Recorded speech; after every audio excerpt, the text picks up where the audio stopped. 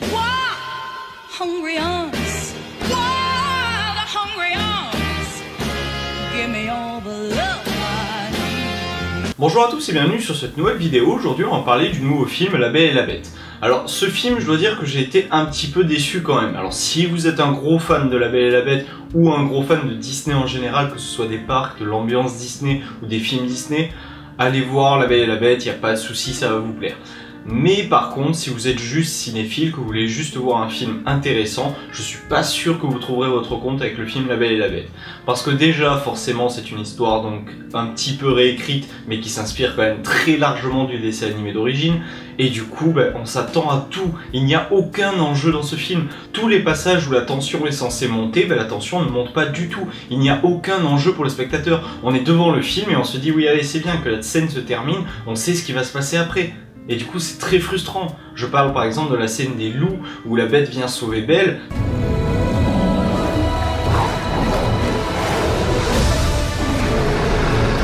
On sait très bien que cette scène est là pour amener un rapprochement entre la Belle et la Bête. Et du coup c'est très frustrant. Parce qu'on s'attend à tout, il n'y a aucun enjeu dans le film, il n'y a aucun moment, on ne stresse pour les personnages parce qu'on sait très bien quelle va être la fin du film, donc ça c'est vraiment dommage. Alors certes, forcément quand on refait une histoire, il faut s'attendre à ce genre de problème, mais là c'est quand même très marqué, il n'y a aucun truc en plus dans le film, à part 2-3 passages qui sont relativement inutiles en plus. Par exemple le passage où on va parler de la mère de la Belle. Franchement, ce passage ne sert à rien. C'est vraiment dommage parce que on aurait pu faire une histoire intéressante. Là, on se contente de rajouter quelque chose qui n'a pas beaucoup de sens et qui perd un peu le spectateur. On nous dit que la mère de la Belle était atteinte de la peste et du coup le père l'a abandonnée. Déjà, pourquoi le père abandonne la mère alors qu'elle est encore en vie? Enfin, c'est super dur comme image dans un film destiné à un jeune public quand même. Et du coup, ça marche pas super bien. Et en plus de ça, la bête a un nouveau cadeau donné par l'ensorceleuse, donc un bouquin qui lui permet de se déplacer et d'aller où il veut dans le monde. Mais enfin, ce bouquin ne sert juste à montrer l'endroit où la mère de la Belle est morte. C'est tout. Paris, ville de lumière, mais aussi ville d'ombre, car notre capitale regorge de choses oubliées dans les catacombes. Ce livre ne sert qu'à ça, et c'est un peu dommage parce que du coup l'enchanteresse, elle passe presque pour une sorcière sympa qui file des cadeaux comme ça. Alors elle balance une grosse malédiction qui est censée être terrible pour la bête, et au final elle lui file un miroir qui lui permet de voir les gens qu'elle a envie de voir. Montre-moi la fille. Regarde-la, si c'était celle qu'on attendait, celle qui va rompre le sort. Elle lui file un bouquin magique qui lui permet de se transporter absolument là où il veut. Enfin, c'est vraiment, on se demande, l'ensorceleuse, elle arrive, elle a toute une charrette de cadeaux derrière elle, en plus de son maléfice. Enfin, c'est très surprenant et ça marche pas du tout. Alors déjà, le coup du miroir, c'était peut-être un peu en trop dans le dessin animé. C'était un peu bizarre qu'elle donne un cadeau comme ça. Mais là, le fait de rajouter en plus un artefact, franchement, ça devient un petit peu lourd. Et ça n'a pas vraiment de sens, quoi. C'est une ensorceleuse, elle est censée être méchante avec la bête, et elle lui donne pas 36 000 cadeaux. C'est pas très logique. Le problème aussi que j'ai un petit peu avec ce film, c'est que la bête est peut-être un petit peu trop humanisée au niveau de son design. Alors certes, elle est belle, c'est une belle création, mais c'est pas dingue parce que du coup on voit que c'est un visage humain sur lequel on a collé des poils. Enfin, c'est l'impression que ça donne en tout cas. Et tout le long du film on se dit mais c'est pas une bête quoi. C'est un humain avec une grosse crinière et quelques poils sur la gueule. Est-ce que vous êtes classé dans la catégorie humain? Négatif. Je suis une mythe en pullover. Et ça frustre un petit peu le spectateur. La bête est censée faire peur, c'est une bête. Et là c'est normal que Belle elle tombe amoureuse de lui parce que franchement il est plus beau en bête qu'en homme. Donc franchement c'est pas surprenant du tout. Et franchement c'est pas une bête, c'est pas un monstre qui fait peur. Alors oui il a des cornes, oui il a des poils, mais en dehors de ça c'est un homme sous le corps quoi. Ça se voit, il a un poitrail d'homme, il a des bras d'homme, il a un visage humain avec juste quelques poils de plus.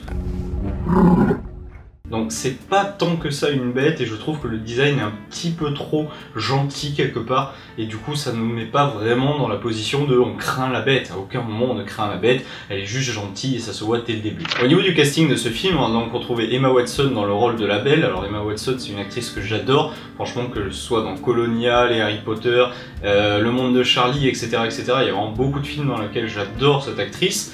Là, je dois dire qu'elle est un petit peu en dessous, je trouve, dans le rôle de la petite villageoise qui lit et qui est un petit peu différente des autres.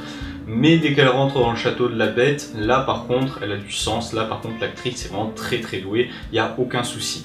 Mais la toute première partie du film, là où elle est dans le village et où elle joue la jeune fille un petit peu effarouchée, ça c'est un petit peu bizarre. Parce que ça colle pas super bien à une demoiselle aussi belle peut-être que Emma Watson, et que ça marche pas super bien. Moi ça m'a pas complètement convaincu et je suis pas fan de l'actrice dans cette première partie du film. Première partie du film qui m'a un petit peu dérangé parce que déjà pourquoi Belle invente la machine à laver, on n'en sait rien. Pourquoi Belle prend sur elle d'apprendre à lire à une jeune fille alors qu'apparemment c'est très très mal vu dans le village, et pourquoi c'est mal vu dans le village d'apprendre à lire à une jeune fille. Enfin, c'est parce que c'est une fille, on comprend que les filles sont bonnes qu'à rester à la maison et à faire des tartes. En tant que femme, j'étais en train de faire des choses de femme comme des tartes. D'après ce que nous dit la période et d'après ce que nous dit le film. Mais bon, là quand même c'est un peu gros le fait de la prendre pour une sorcière quasiment parce qu'elle apprend à lire à une gamine. Tu es tellement en avance sur ton temps. Et c'est un tout petit village. Ouais, bof, je suis pas fan de ça, ça marche pas super bien non plus. Bref, j'enchaîne avec le casting, on a donc Luke Evans qui joue le personnage de Gaston. Et là aussi, je dois dire que le choix de casting m'a pas complètement satisfait. Parce que Luke Evans, il a un visage peut-être trop intelligent pour jouer le personnage de Gaston. Tout le long, on nous dit c'est une brute illettrée, analphabète. Enfin, c'est pas Luke Evans ça. Pas du tout, on le voit que c'est un mec intelligent, qui a une démarche, une prestance, et même s'il essaye de faire le gros bras qui roule un peu des épaules, bah on y croit à aucun moment je trouve. Ça reste un acteur qui dégage peut-être quelque chose de beaucoup trop intelligent pour interpréter le personnage de Gaston. Franchement, moi j'y ai pas cru. Je pense qu'il y aurait beaucoup d'acteurs qui seraient beaucoup mieux rentrés dans le rôle de Gaston que Luke Evans. Mais bon, il fait une très bonne prestation, donc rien à lui reprocher. Lui, il joue bien, il n'y a pas de souci, il s'acquitte bien de sa tâche. Mais pour le choix de casting, je suis pas sûr que ce soit le meilleur qu'on aurait pu faire. Bon, pour parler un petit peu très rapidement de la polémique autour du film, c'est qu'il y a un personnage qui est homosexuel donc dans ce film. Enfin, on laisse supposer qu'il est homosexuel. Du coup ça crée tout un bordel au final pour pas grand chose, je ne sais même pas pourquoi on a fait ce choix de mettre que ce personnage est homosexuel, parce qu'en plus à un moment donné on laisse supposer qu'éventuellement Gaston l'aurait mordu au ventre, mais pourquoi ce passage existe, pourquoi à la fin il va danser avec un homme plutôt qu'une femme, enfin ça n'a pas vraiment de sens, c'est juste là, allez voilà, l'homosexualité c'est banal, et on montre que c'est banal au travers du film. Mais enfin, pourquoi c'est là? Enfin, c'est juste un peu inexplicable et ça sert pas à grand chose. Un petit peu comme on avait pu le voir dans Star Trek sans limite, où l'un des personnages effectivement finit avec un homme à la fin. C'est pas gênant, moi ça me dérange pas du tout. Mais pourquoi? Ça n'a pas vraiment de raison d'être là dans le film, ça n'est pas vraiment expliqué ou développé. Si vous voulez faire un personnage homosexuel, faites-le homosexuel, assumez. Et ne nous mettez pas juste des petites touches en mode peut-être il est homosexuel, on vous le laisse supposer. Si c'est pas grave d'être homosexuel comme on pense que vous le pensez en faisant ce film, ben montrez-le alors, affichez-le pleinement et ne faites pas ça en mode on le dissimule et on essaye d'envoyer des images subliminales. Parce que là c'est ça, c'est de l'image subliminale envoyée aux enfants. Pour moi, si vous voulez faire un personnage homosexuel, faites un personnage homosexuel carrément assumé où on le dit, il est homosexuel, point barre. Et là c'est pas gênant du tout. Mais là, nous mettre des petites touches comme ça, bah, c'est un petit peu gênant je trouve. Un peu comme quand on fait des films comme Qu'est-ce qu'on a fait au bon Dieu, où le personnage dit tout au long du film je ne suis pas raciste, je ne suis pas raciste, alors que clairement il est raciste. Donc ça c'est n'importe quoi. Vous voulez faire un personnage raciste, faire un personnage raciste qui assume qu'il est raciste. Vous voulez faire un personnage homosexuel, bah, dites-nous ce personnage est homosexuel, tout simplement. Et pareil, je dois dire que j'ai été très choqué de voir qu'il y a des gens de couleur dans les nobles de ce film. Enfin, au bout d'un moment, au XVIIIe siècle, depuis quand une chanteuse d'opéra du XVIIIe siècle est noire? Enfin, ça n'existe pas, il n'y en avait pas. Tout simplement parce que c'était une période difficile et que les noirs n'étaient pas aussi bien intégrés dans le pays. Il n'y avait pas beaucoup de relations blancs avec des noirs et surtout pas affichées au milieu de la cour du prince. Enfin, c'est n'importe quoi. À aucun moment on y croit, et se mettre des personnages de couleur dans un film juste pour faire une mixité en mode, bah voilà, on n'est pas là pour faire du cliché, etc. Donc on peut mettre n'importe quelle sorte d'acteur. Oui, vous pouvez mettre n'importe quel acteur dans un film où c'est cohérent de les mettre. Par exemple, tout le monde gueule sur des films comme Exodus parce qu'il y a des personnages qui sont joués par des acteurs américains et pas des égyptiens. Là, c'était certes un petit peu choquant. C'est un film qui se passe en Égypte où les acteurs devraient être égyptiens. On est tous d'accord. Mais bon, au bout d'un moment, au XVIIIe siècle, en France, on peut pas mettre des acteurs noirs dans un film où ça n'a aucun sens. Ça ne marche pas. Et à plein de moments, ça sort le spectateur du film parce qu'on se dit, on n'arrive pas à rentrer dans la période, parce qu'à cette période, ça n'existait pas. Il n'y avait pas des blancs qui sortaient avec des noirs, il n'y avait pas de noirs à des postes aussi importants que chanteurs d'opéra, donc non, ça ne marche pas. Moi, ça me choque un petit peu parce que tous les gamins qui regardent le film se disent, bon, voilà, au 18e siècle, c'était comme ça. D'accord. Alors que pas du tout. D'accord. Et du coup, vous envoyez une fausse image. Vous parlez quand même d'un vrai pays, une vraie époque qui a existé. Donc il faut être un minimum crédible avec la période. D'accord. Et ça m'a un petit peu choqué. Voilà, j'arrête un petit peu avec les détails et je vais vous dire ce qui m'a vraiment le plus choqué dans ce film. Pour moi, ce qui me choque, c'est que c'est clairement une comédie musicale, mais qui n'est pas affichée comme une comédie musicale. Tout le monde va aller voir ce film en se disant « je vais voir La Belle et la Bête, un film La Belle et la Bête ». Au final, le film, c'est un film certes, mais c'est aussi une comédie musicale et on ne le dit pas du tout.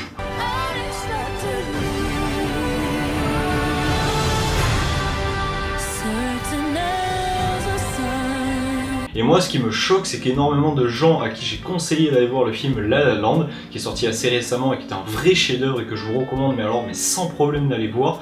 Et bon, là, il n'est plus au cinéma, je pense, mais vous pouvez l'acheter et le voir en DVD. C'est un vrai chef-d'œuvre, un super grand film. Et plein de gens à qui j'ai conseillé ce film m'ont dit « ouais, mais je vais pas aller le voir parce que c'est une comédie musicale ». Oui, c'est une comédie musicale, mais il y a 35 fois moins de chansons dans La La Land que dans La Belle et la Bête. Et pourtant, ces mêmes personnes vont aller voir La Belle et la Bête parce que c'est Disney, parce que c'est beau, etc. Et qu'on a envie de voir un film comme ça. Et parce qu'il a 160 millions de budget et que du coup, ça va être intéressant. La La Land avait un budget seulement de 30 millions, mais pour moi, c'était un film bien plus abouti, bien plus travaillé, avec une histoire originale, bien bossée, de bons acteurs, des belles scènes de chant. Tout marchait dans ce film et plein de gens ne sont pas allés le voir parce que c'était une comédie musicale. Donc pour moi, si vous allez voir La Belle et la Bête et que vous n'êtes pas allé voir La La Land parce que c'était une comédie musicale, bah c'est pas normal. Et ça, c'est en grande partie dû à la communication du film, surtout parce que La Belle et la Bête, on ne le présente pas comme une comédie musicale, on le présente comme un chef-d'œuvre Disney où on revient donc sur l'histoire de La Belle et la Bête. Voilà, du coup moi ça c'est quelque chose qui vraiment m'a dérangé. Je dois dire que si La Belle et la Bête fait plus d'entrées que La La Land, je vais être vraiment dégoûté parce que c'est pas normal du tout. La La Land est un vrai film bien abouti, un beau projet, et du coup La Belle et la Bête pour moi ne l'est pas, parce que La Belle et la Bête se contente de reprendre une histoire avec une réalisation un petit peu bateau, franchement qui ne fait rien de grandiose, et des acteurs qui jouent bien certes, mais ça n'a rien de grandiose. Par rapport à La La Land, ça n'a rien à voir pour moi. Et du coup, ça me choque un petit peu, et j'espère que La Belle et la Bête, quelque part, se plantera pour faire que La La Land sorte et soit la comédie musicale de l'année. Bon, alors après, en dehors de ça, j'ai aucun problème avec le film La Belle et la Bête, je vous encourage sans trop de problème à aller le voir, ça reste intéressant, je pense que ça plaira à la majeure partie d'entre vous. Mais bon, voilà, pour moi, il manque des enjeux, déjà, parce que c'est exactement la même histoire, ça il fallait s'y attendre, mais bon, du coup, quand même, il manque beaucoup d'enjeux. Il y a plein de moments où on se dit, ouh, La Belle et la Bête se disputent, mais il va y avoir la scène des loups, quand est-ce qu'elle arrive, et après la scène des loups, hop, ils vont être tout potes, etc. Ils seront tout contents de se retrouver, et ils vont passer du bon moment ensemble. Mais ça, on s'y attend tellement, enfin, c'est choquant. Donc, pas assez d'enjeux, gros problème. Les acteurs qui sont pas toujours très convaincants, franchement, le choix de casting est pas ouf, ils jouent très bien, mais le choix de casting est pas forcément le meilleur qui soit. Un petit peu dommage quand même. Beaucoup trop de chansons quand même, hein, il faut le dire, franchement les chansons il y en a tout le temps. Le film commence, il y a genre 3 chansons qui se succèdent les unes à la suite des autres, et ça perd un petit peu du sens même, parce qu'on se perd un petit peu, on n'est plus dans un film, tous les personnages chantent en permanence, et en plus, du coup j'en viens au 4e point, c'est surtout choquant parce que c'est des personnages adultes qui chantent. Des personnages adultes dans une auberge qui sont censés être illettrés et qui se font des danses et des chants tous ensemble, mais ça marche pas du tout quoi. Au 18e siècle, personne n'était aussi libéré et chantait comme ça tranquillement au milieu de tout le monde. Et pareil, l'homosexualité du fou, pourquoi elle est affichée aussi facilement au 18e siècle? Que vous faites des personnages qui s'affichent en étant homosexuels au 21e siècle, il n'y a plus de problème, on est d'accord, ça choque personne. Mais là au 18e siècle, mais n'importe quoi, depuis quand on assume être homosexuel au 18e siècle, tout se passe bien? Non mais sérieusement, tout ne se passe pas bien au 18e siècle, hein. Vous dites je suis homosexuel au 18e siècle, vous passez un sale quart d'heure derrière. Donc là, ça marche pas non plus super bien avec la période, et ça c'est vraiment dommage. Donc voilà, pour conclure, comme vous l'avez compris, je n'ai pas spécialement apprécié La Belle et la Bête, ça reste un divertissement intéressant, vous pouvez aller le voir si vous avez des enfants bien sûr, et ça reste un bon film pour tous ceux qui sont fans de l'univers Disney, parce qu'on est en plein dedans, il y a des chansons du début à la fin, c'est mignon, c'est féerique, et oui c'est beau, ça marche et c'est féerique.